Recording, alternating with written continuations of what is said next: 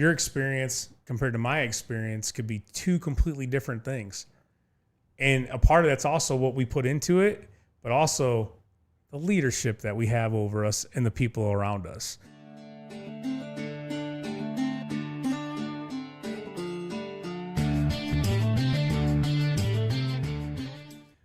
Welcome to another Chaos Project. You have Billy Graff here called the Chap. We got Bear. We got the Super Bear, my bodyguard, as always, and we're pumped up. I'm gonna tell you what, guys, I've been drinking coffee all day. I'm pumped up. I don't know how today's show is gonna be, but it's gonna be a good one.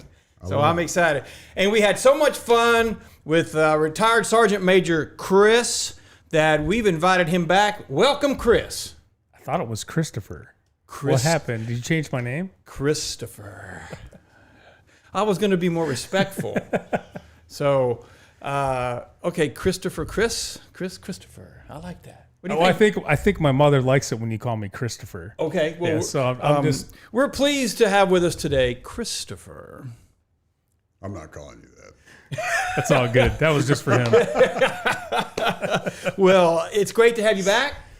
We didn't get to finish some of our conversation the last time we got together, and you're a great leader. You've got a lot of great leadership experience, and we really want to dig into a little bit more of your military prowess. But I'm hoping we can really focus in on the leadership traits, the principles that you've learned, and those in which you share with all those who you lead. Because I really believe that it's important that as we discuss as men how to lead and build better men, we need to know how to lead.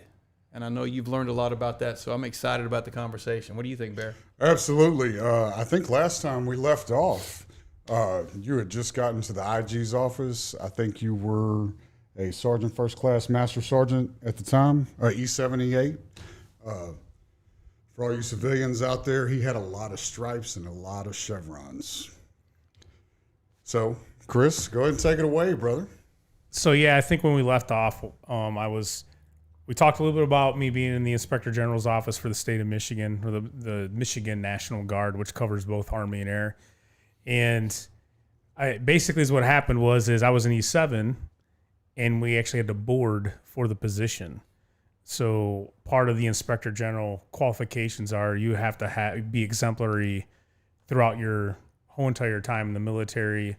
And a part of that, too, is also no blemishes on your record. So they dive into your history. Is that like a pimple?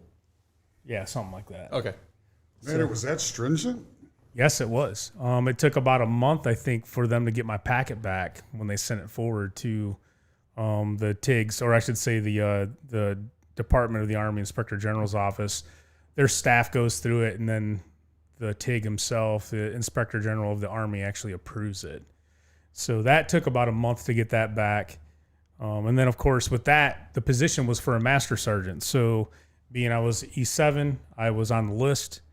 I was selected for the position. They ended up promoting me to Master Sergeant at that time. And that's pretty much where that part of my career started. So I left Taylor, Michigan at the time, the 177th Military Police Brigade. As their readiness and plans NCO. So I was a readiness NCO for the day-to-day. And to clarify some stuff I said in the last one, like in between the drills, it's like I'm not the commander, but I want everyone to understand is that you act in part of the commander for what they direct you to do for the day-to-day activities. So that relationship is vitally important because they're not there every day. You're the one acting on their part. You're the eyes and ears on the ground. Exactly. So I left there, and then I ended up going to Joint Forces Headquarters, Michigan, which is out of Lansing, Michigan. And their headquarters building is located not too far away from the Capitol Airport there in Lansing, Michigan. So went there. I started right away. You can be provisional until you actually go to IG school, which I believe at the time, I'm trying to remember. For some reason, I thought it was 4 or 5 weeks long. I'm like, it's been so long. It was back in 2011 when I went. What do you learn in IG school? You learn how to, those 4 tenets we talked about before, it's the first one is assistance. So you assist people and help them through issues.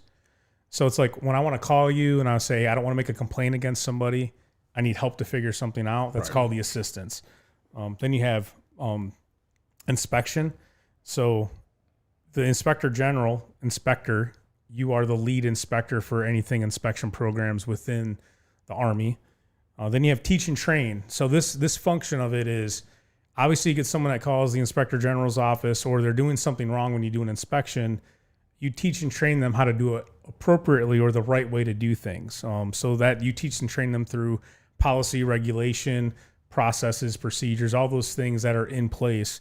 So you spend a lot of time actually doing that on inspections. And then you give them best practices from other units that may have been doing it better, came up with a better way to do something.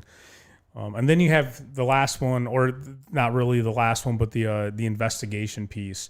So that piece of it there, you actually can do investigations. They're punitive, not criminal investigations. That's what CID is for. So punitive, meaning basically anything that violates policy that's not egregious to the point of where you could go to prison for. But there are things we do investigate that you could end up with some time.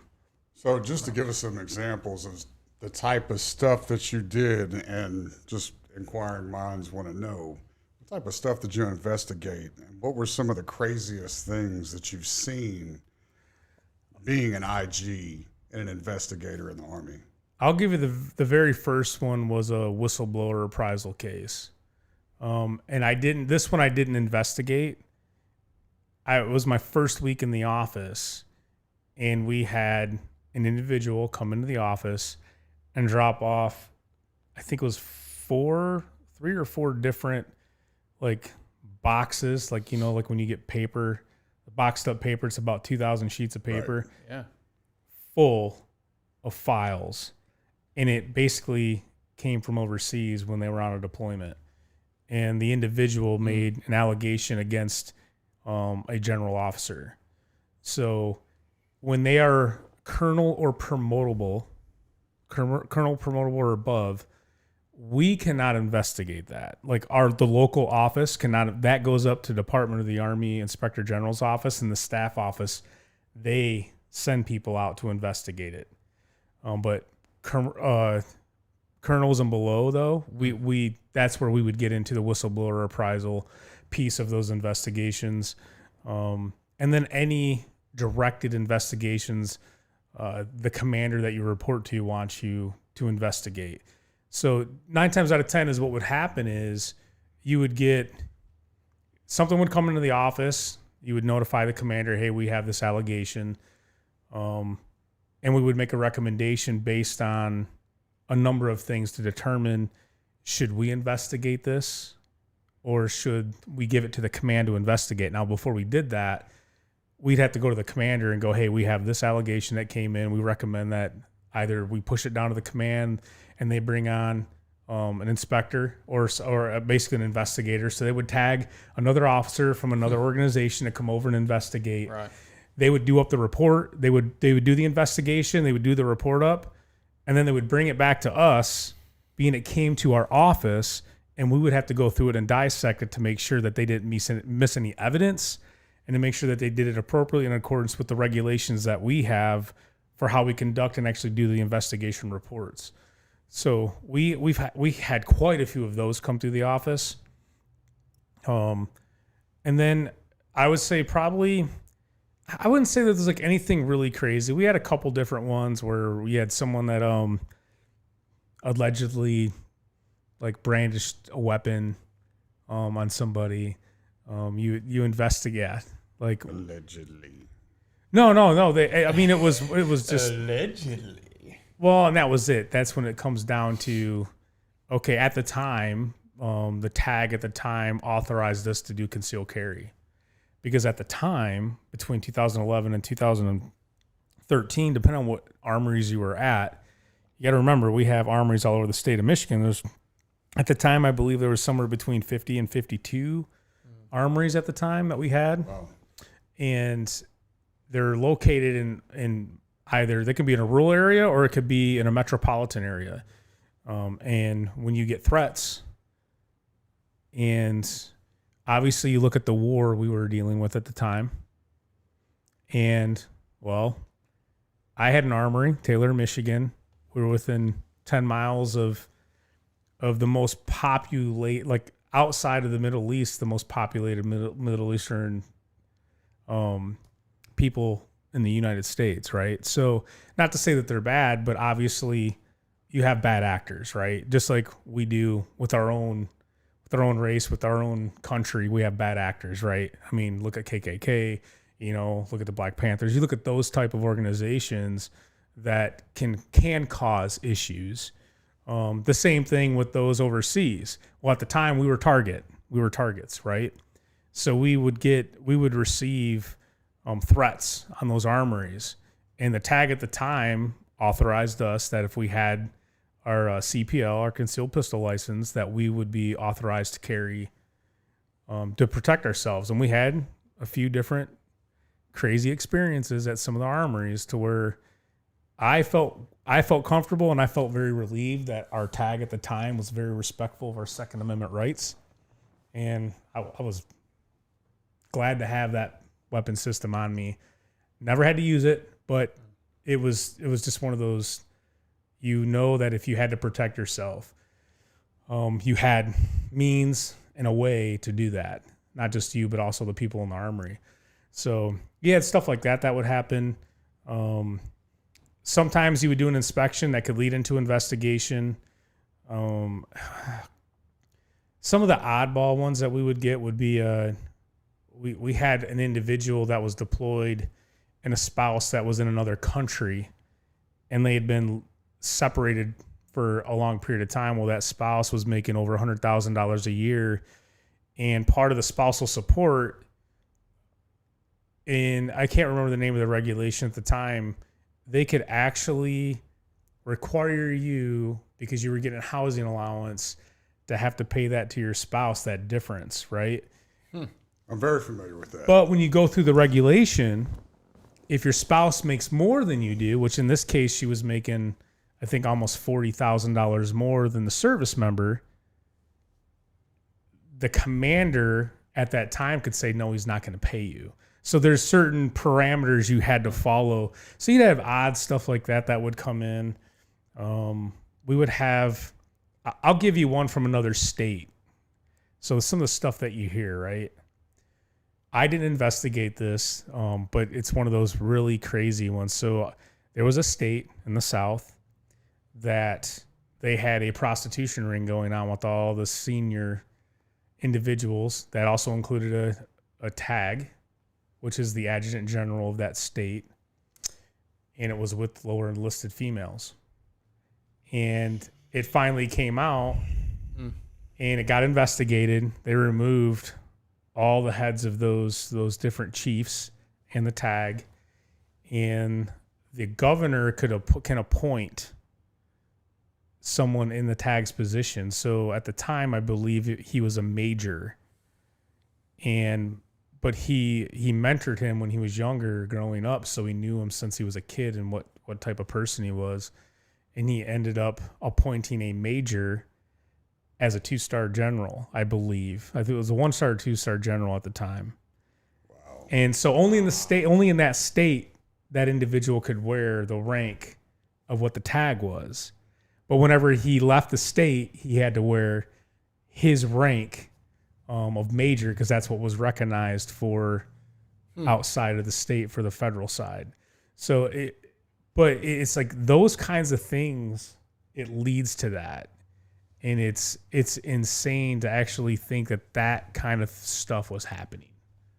You can't make a lot of this stuff up, and I could probably go on for days and hours about some of the stuff. And once you walk into the IG's office, like, there's this confidentiality. There's things I know that still people in the Michigan Guard have no idea what's happened. And it goes all the way back to 1939. Wow. Like, there's a lot of stuff that you find out that you can't share. So just really interesting. I learned a lot from that office. Like, a lot of the skill sets that I always wanted to do, because I wanted to go CID at one point. There was, I wanted to go counter intel at one point. But being I was in the Michigan Guard at the time, active guard, those positions were not available. So when this opportunity popped up, I was like, absolutely, like I'm gonna go after this and see if I could actually get it, and it worked out great. And probably they say that for a lot of us senior enlisted that make it all the way to sergeant major, you look back on your career, usually like you love it when you're a staff sergeant and a first sergeant because of leading the troops and what you get to do with the troops, how you get to mold, shape, instill like certain principles of leadership within them, how much influence you have on that group of individuals. So I absolutely loved it because that position, I got to do it as a whole to many Guard members and help many Guard members. But probably one of the most rewarding times that I had in the military. And then at that time too, so the Sergeant Major Richard Michael, I deployed with him in 07 to 08. He was my command Sergeant Major at the time. I was in E7. When I was in the IG's office, he called me up and he goes, I'm going to recommend you to go to Sergeant Major's Academy. And so we get 10 slots a year at the time. I believe that's how many we were getting a year that people could actually get. And so a lot of people don't understand, like active Army, you actually go away for 8 months, you know, and you go to Fort Bliss and you actually focus on Sergeant Major's Academy. Right. Well, for us Guard members, even us active duty Guard members, while we're doing our full-time job, we're also in the evenings doing Sergeant Major's Academy. And it's like, at the time it was 2.5 years. I think they've shortened it up now. But it took 2.5 years to actually get through that. So I believe I started that in 2012 is when I started my Sergeant Major's Academy piece of it. And then at the end of it, there's a resident phase that you go to. I believe that one was a month long. It's just been too long since I've done it. But I believe it was a month long that we had to go to. It might have been 2 weeks to finish off and graduate. So basically, let me make sure you pass APFT, which is the Army Physical Fitness Test. Let me make sure you're not overweight. So there's a few key things they wanted to make sure. And then, of course, you did a culminating event, which would be it's the culminating of an MDMP, military decision-making process of an operational plan. And you had to present that with a class. So you had a small cohort that you did that with. Give me an example so our listeners understand. Of MDMP, the operational process. So basically, it's like you take a look at something and you go, okay, I got to execute this plan. Like, I got to attack this building, or I got to go ahead and move from this point to this point. And you go through a process of determining, okay, what are the quickest way to say is like risk assumptions, your facts, and then determining how you want to get from point A to point B to accomplish a mission. And then you have to run down as much information as you can. And then you come up with COAs, courses of action. And you could come up with multiple courses of action. You try to pick out, you set criteria, and you try to pick out the best criteria that's going to help you accomplish the mission. That's so when you go through this process, you narrow it down to like maybe one or two. And then you're going to the commander at the end and going, hey, we recommend this course of action to execute this mission. Right. So and usually if you do it properly, it can take 4 days to actually go through a major mission. Usually if you do it at a lower level, it's usually troop leading procedures that you go through, it's very short, very quick.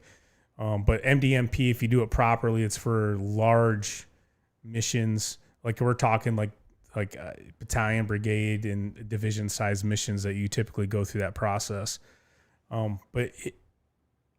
So I guess to give a good example, like I can't even really give a good example, but before we went into Iraq, right, there was probably a conference that was probably 2 or 3 weeks long. And that conference, all those key leaders were in a room, and they were probably going through some type of decision-making process on how they were going to achieve this. And that's how long it takes, because you're planning all these different muscle movements of the military, and we're talking assets. Like I think I mentioned in the first podcast, like we have like those assets that could be floating on a barge in the middle of the ocean, and they're all over the place. Like we have different ways and different places that these things are put. They never sit in one place. So when conflict arises, I don't have to pack up my equipment and show up there. But they think through all those different pieces, all of the freaking allies that we have. They bring them in if they need to bring them in on part of the mission, which obviously multinational forces Iraq. You have those different forces that you're bringing together. So that process, I don't want to say no one likes it. The planning. It's necessary. Yeah, the people that love to plan things, they actually enjoy it. Us that like to execute and get stuff done, we despise it. But we know it's a necessary evil. We have to go through this process. It helps you identify unknowns that may come up, or it helps you to go, okay, we got to keep this in mind. If this starts to happen, maybe we're gonna have to shift our plan. One of those, it's not one that it's very fun to go through. At least for me, I didn't care to go through it all the time. So I've been on the other side of IG investigations, and that's why I ask, right? And it's not fun going through that. This whole innocent until proven guilty, it doesn't feel that way. No, it doesn't. You had mentioned, going to a remote school, doing it online. Do you feel like that the Army could probably do that better? Do you feel shorted? And I ask that because I've worked with you. I've known you for quite some time, and brother, I'd work for you any day, right? You stack up as well as, if not better than, a lot of sergeant majors I've worked for, right? And that's saying something. I've worked for some badass ones, and I've worked for a lot of freaking idiots. You know that old adage, when people go to the sergeant major academy, they get a lobotomy.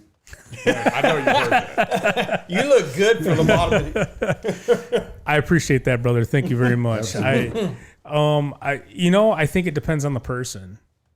To me, like, I look at it from a perspective, and you probably get that from me a lot, which is one of the, like, you go back to my Inspector General days. We like to say it depends. When someone asks you, "Can I do this?" It depends. Right. So I think it really depends on the individual, how or which way would benefit them best. If it's someone that didn't get a lot of leadership time, in a sense of applying the principles, it might be best to go, but I didn't go through that phase. So you're asking me almost to compare the two, and I really can't compare the two because I didn't go through the other option.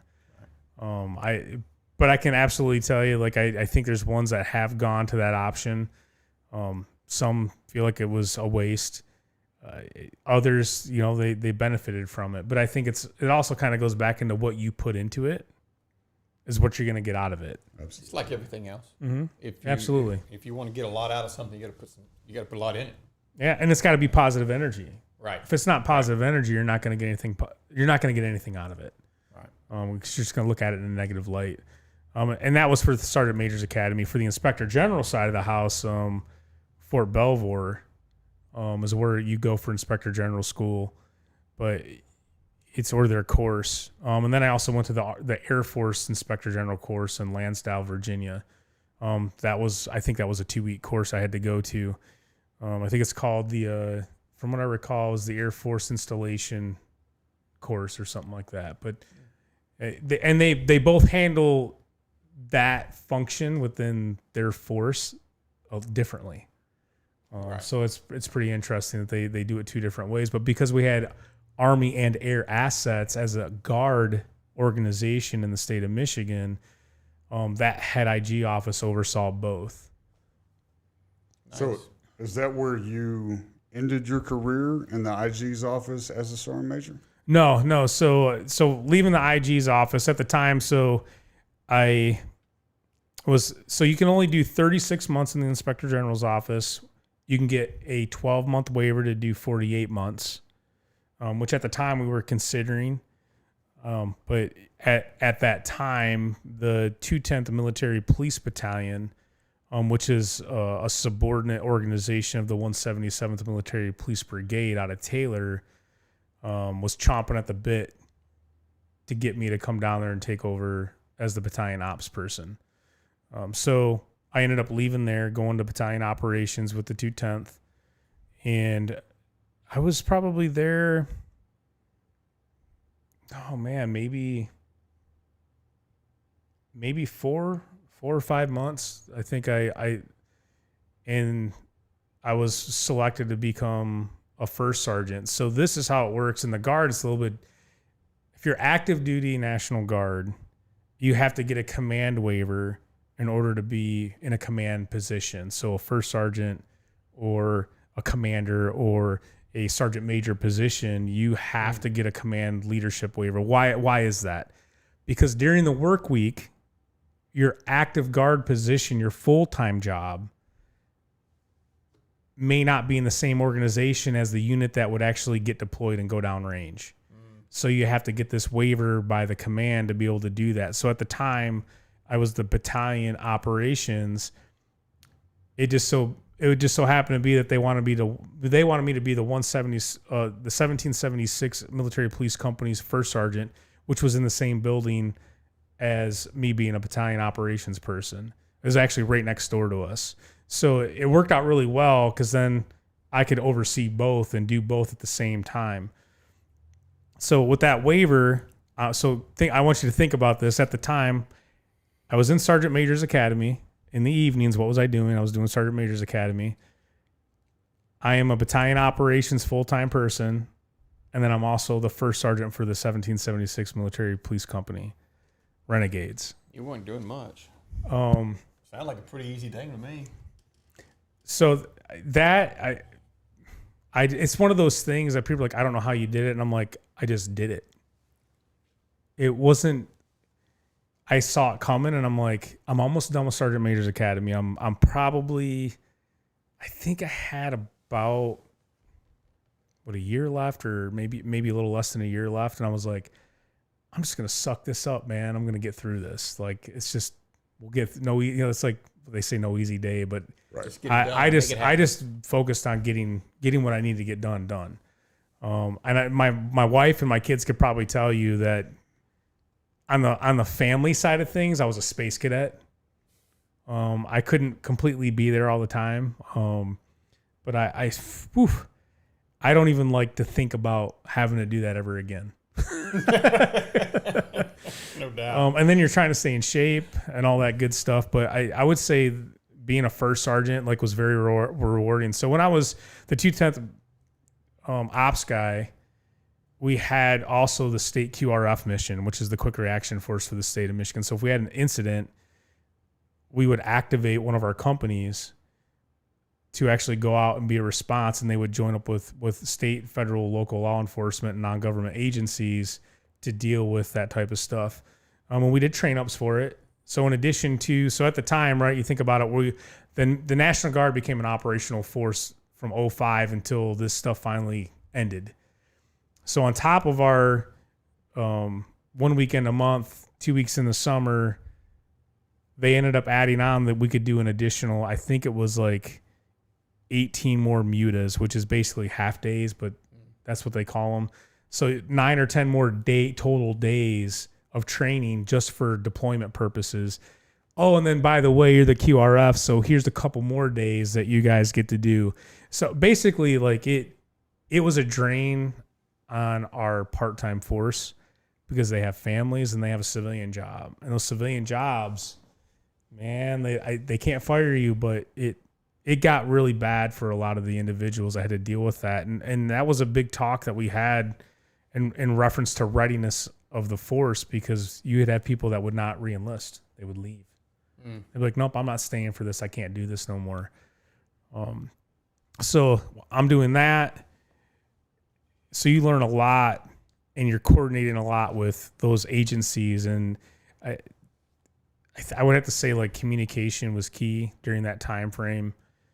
And then of course you still have politics that you deal with within your own organization. And then of course outside of your own organization for some of the stuff that you're trying to do, and just trying to navigate some of that. You don't really feel the politics when you're E6 and below, but once you hit E7 and above, you really start to see it. Well, when you become a sergeant major, you absolutely see it. It's in your face. And I think, and I'll probably get back to that. There was a point in time where I said some stuff to another sergeant major because it violated policy, laws, and regulations within the military. What's the policy when it comes to politics in the military? What politics? There is none. There's not supposed Yeah, to be. you're here for you're here for the force. You're here to do a job. So I actually had, and if he ever sees this, he'll know who he is. There was a question posed on Facebook by a command sergeant major that's retired. He's out now. That I knew, who actually helped me get in the Michigan Guard and get the AGR position, like in a sense, apply for it and how to do it all. And he had posed the question about a certain individual. Hey, well, so and so became president. Would you follow her orders? And I was like, she's the commander in chief. The only time I would say no is if it violates constitutional rights of what I'm supposed. If it's unethical, immoral, or against laws, then I can tell her to go pound sand. I'm like, but until then, she's the one in charge. So guess what I'm doing? I'm doing what I'm supposed to do. I'm like, and it kind of goes back to that argument that all the Vietnam vets dealt with when they came home. You know, at the time, the American public took it out on them. Like, well, I signed up to do this, and I'm doing what I'm told to do. You know, it's like, you're going to hate me for it. How about you go knock down their door, go knock down the politician's door, and deal with them. Don't take it out on me. I'm just doing what I said I would do. So it kind of goes back to that. I signed up to do this. The American public is the one, including me, that voted these people into position. So don't take it out on the service member. Go take it to the courthouse steps. Go take it to your politician's doorstep and tell them what you think. Don't bring it to my doorstep. And that's to me, that's what we do. I'm here to serve, and that's what I said I would do. Now, on the flip side of that, I absolutely believe that the country owes it to you to take care of you. If they're not going to take care of you, then that's a whole nother problem. What would you tell a young troop wanting to join the military nowadays, in our current climate, in our current situation that we have in our country with such a palatable political divide? What would you say? What would your advice be to him or her if they're wanting to join the military? One, branch of service. Two, how do you overcome all that? What do you do? So branch of service, that one's the easier one. I've never been in any other service. So that one would be, do your research and know exactly what you're getting yourself into. Talk to the SMEs. If you want to go do this in the Marine Corps, find someone that did that in the Marine Corps and go talk to them. You want to do something in the Army, go talk to someone that did that in the Army. Get it from them. The sad thing about it is, it's like your experience compared to my experience could be two completely different things. And a part of that's also what we put into it, but also the leadership that we have over us and the people around us. So I think those things all make a huge difference, where I've seen a lot of guys that joined the Navy. So there was a couple guys, I shouldn't say a lot. There was quite a few guys that I knew in high school that when I was stationed at Schofield Barracks, Hawaii, that were also in the Navy. And I remember them running, like they were like, I'm not reading up, I'm getting the heck out of this. Because of poor leadership. That's what came out of their mouth, right? It was like all about poor leadership. But I had one or two other buddies that I ran across that were like, I love it, I'm doing this forever. And it goes back to that, think about all the, like any jobs that you've had. And you may have let's say you lived in one town and you worked at McDonald's, but then you went to another town, you moved, and you didn't join the military yet, but then you went to another McDonald's to go work, right? The one McDonald's might have been better than the other. Same exact organization, same exact company, but the environment was completely different. I think that's what you're going to run into. It's going to go all into putting into it and going in with a winning attitude, and then also not trying to internalize what you get out of that specific organization. Don't let it deter you if you want to serve 20 years. I would say right now, like, let's get a little bit more into the pay, or I should say the benefits. December of 2018, they changed retirement. See, you and I are blessed to where we had the high 3, right? I didn't have to put money into a TSP to get a retirement. Neither did you. We got a retirement based off of whatever our highest 3 paid years were in the military. After 2018, if you weren't in before 2018, let's say you joined after December of 2018, you didn't get that choice anymore. It's gone. You have to put in to some type of 401k or what they call the thrift savings plan in order to have a retirement. Now, the cool thing is, yeah, you can transfer that and take it with you when you leave the military. So what's the bad thing about that? If I'm losing troops, my readiness goes down because they can run and take their TSP with them. So there's multiple gives and takes with it. But I know for me, it was awesome to know I could do 20 years. In 20 years with some combat tours, and I could walk away with a retirement. Now, is it the best retirement on the planet? Absolutely not. But when I walked away, I didn't have to work anymore. I worked by choice. So I think it's do your research and make sure you know what you're getting yourself into. The politics of it all. If you go to serve, focus on serving for God and country and not for the individual that's at the helm, because that changes every 4 years or potentially changes every 4 years. And the war machine is out there.